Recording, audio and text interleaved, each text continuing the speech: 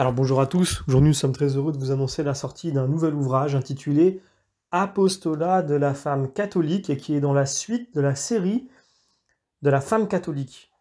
Cet ouvrage-là, qui est donc le troisième sur les quatre, donc les deux premiers est déjà parus, continue de nous retracer finalement le rôle, l'importance, l'influence de la femme catholique dans l'histoire. Donc, je ne dis pas dans l'histoire chrétienne, dans l'histoire tout court.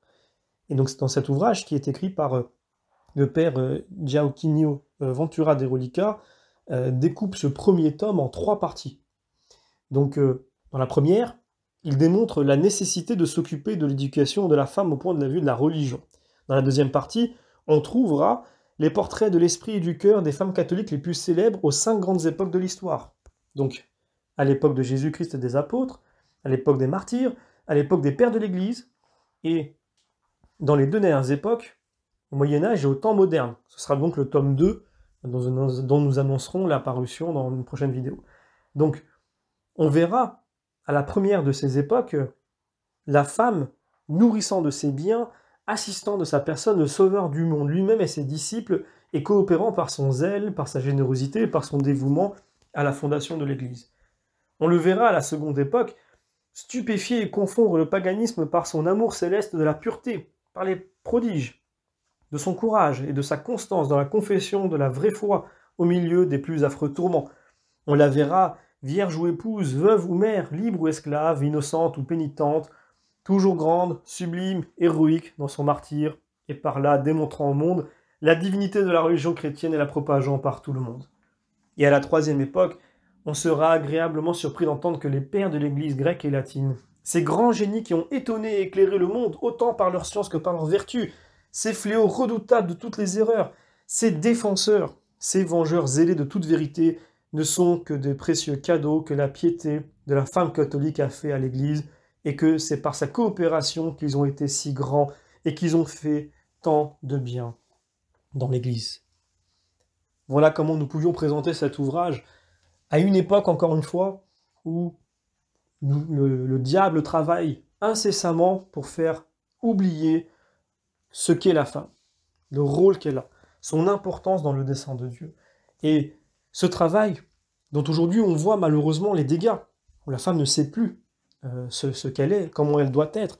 Aujourd'hui, quand on nous explique que nous vivons dans un monde de liberté, dont je parle en Occident, où la femme s'est épanouie, où la femme finalement a atteint un degré qu'elle n'avait jamais atteint dans l'histoire, nous n'avons jamais vu autant de femmes seules, autant de femmes qui vivent une instabilité émotionnelle, autant de livres d'ailleurs sur comment être femme, qu'est-ce qu'être une femme, qu'est-ce que la femme, qui sont vendus par milliers, par dizaines et centaines de milliers, et donc finalement, la femme d'aujourd'hui n'a jamais été aussi perdue. Donc je parle de la femme aujourd'hui qui s'est détachée finalement du christianisme, ou même des fois pour certaines personnes qui se disent chrétiens, qui sont plutôt conformées à une image que la société veut de la femme. Une société donc qui a décidé que la femme devait être ainsi et non pas de cette façon, parce que sinon, eh bien, elle n'était pas vraiment, n'était pas vraiment libre. Donc c'est des critères d'homme qui changent en permanence.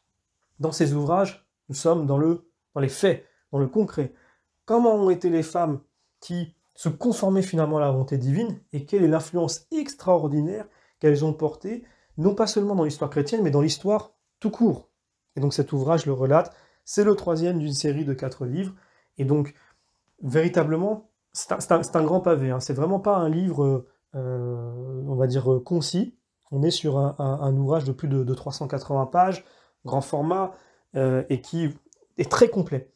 On a vraiment choisi de faire cette série, où on se retrouve avec finalement 4 livres, pour parler finalement de l'influence de la femme dans l'histoire. Quand on explique que dans l'Église, la femme n'a pas de place parce qu'elle ne peut pas être prêtre, c'est absolument ridicule, puisque la femme peut être bien plus qu'un prêtre. Et c'est là où la vision du monde, quand elle vient entacher finalement notre vision à nous, fait que nous ne voyons plus les choses de la façon la plus claire. Et cet ouvrage, je l'espère, entre autres, puisque je ne suis pas le seul à essayer de faire ce travail, nous montre que non, il ne faut pas se tromper, il ne faut pas se laisser leurrer par les erreurs du monde. Il faut rester ferme dans la foi et comprendre et voir avec les yeux de la foi.